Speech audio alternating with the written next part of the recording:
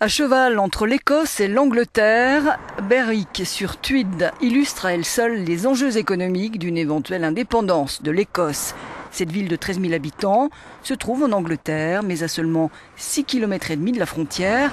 Une rupture, notamment des liens économiques, inquiète les commerçants.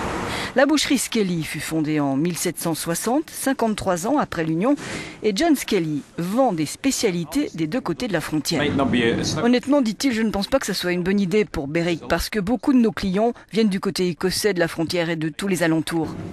Gavin Jones vend lui aussi des produits anglais et écossais. Lui aussi redoute une rupture, notamment monétaire. Nous nous servons des billets écossais, des billets anglais. C'est la même chose pour nous, explique-t-il. Un billet de 5 livres écossais, c'est 5 livres sterling.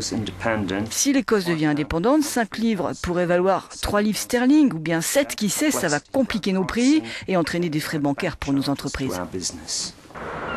Disputé pendant des siècles par les Écossais et les Anglais, Berwick a changé 13 fois de main jusqu'en 1482 et ne devient officiellement anglaise qu'au XIXe siècle.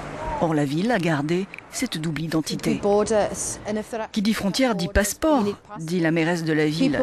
Pour les gens de Berwick, ça sera compliqué, ils passent la frontière régulièrement, toutes les heures, tous les jours.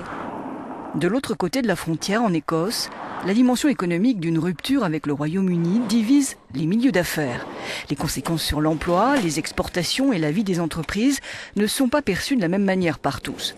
200 chefs d'entreprise ont signé une pétition pour l'indépendance, la plupart des petites et moyennes entreprises. Parmi eux, le chef du Gleneagles Hotel de Glasgow, Andrew Fairley.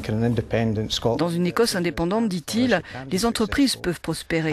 Il y a beaucoup plus d'opportunités pour les petites et moyennes entreprises en Écosse. Nous avons confiance. Au contraire, 130 patrons écossais ont souligné les liens économiques très forts au sein du Royaume-Uni.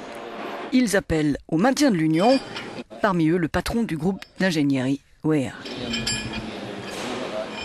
Moi, je suis très fier d'être écossais, dit-il. J'ai vécu et travaillé en Écosse toute ma vie. Et ce n'est pas incompatible avec faire partie du Royaume-Uni.